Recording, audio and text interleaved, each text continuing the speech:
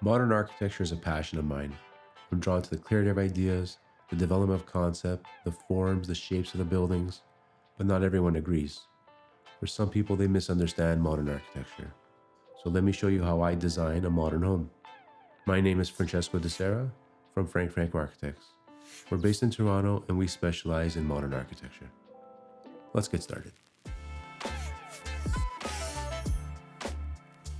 Modern architecture starts with a basic understanding that form follows function. It's not the pursuit of a style.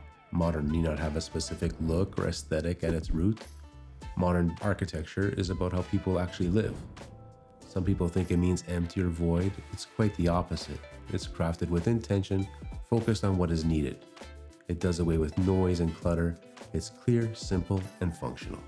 We then develop the idea poetically and insert elements of artistic interpretation into the design.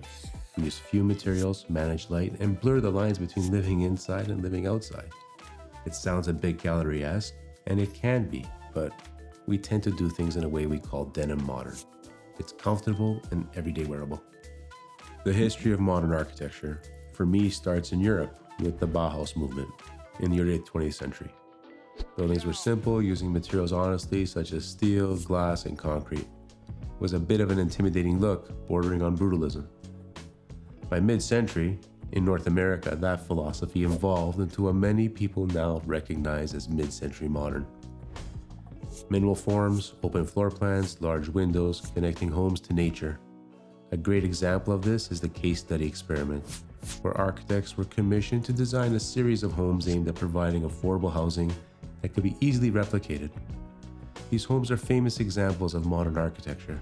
Again, simple steel, glass, but with softer, warmer finishes. I draw a lot of inspiration from this era. It gave us some of the great modern architects like Philip Johnson and Frank Lloyd Wright. These architects influenced shapes and created sub-styles of what I consider modern. At root, it was about the use of space, simple few materials, managing light, shadow, expressing their structure. Their buildings live with you. After the 70s in Toronto, modernism took hold in residential neighborhoods and institutional design. Modern architecture became widely adopted in commercial buildings because it was efficient and clean. But offices began to look modern, and many people didn't want to live in homes that felt like their workplace. Over the last 30 years or so, that trend again is reversed and modern architecture for homes is again adopted and accepted. But it has evolved. At its core, the building needs to respond to its occupants. It's disciplined with material choices and still uses natural light. Like many cities, Toronto has great examples of modern architecture and modern homes, and we're happy to have contributed to the diversity of modern homes in Toronto. I believe it's relevant to understand that not all homes are modern in style, but can be designed in a modern way. If I was to walk down the street with you, I could point out some attributes in my mind that define how a modern home is designed. 1. Modern homes are not inward-facing but outward-looking. Modern design does not turn its back to the landscape, it features it. It uses large, expansive glass or doors, making the landscape part of the plan. In this instance, we're taking the view of a tree on a side courtyard. It allows you to enjoy the home and see it as the seasons change, the colors change, and the first snowfall happens, and then you can have your seating and arrange spaces to accommodate how you live. 2. The building form is simple geometry with a flat or low-pitched roof and minimal ornamentation and few material changes. The shape itself is the design. Oftentimes we can create the entire facade just by using a few simple elements. And this goes hand in hand with a third option, asymmetrical composition. Off-center entrances, weighted glass to one side, offset projections or cantilevers, intentionally, not necessarily in symmetry, but in balance, with pointed results to frame a view. Bringing in light, creating a changing shadow. It's not an exhibition, but a tactic to create calm and serenity, a simple yet bold presence. Sometimes we don't need to have glass centered on a wall. It's the composition and how we actually build a balanced elevation. Sometimes the door is off center or to one side, and we're dealing with landscape elements in a very creative way.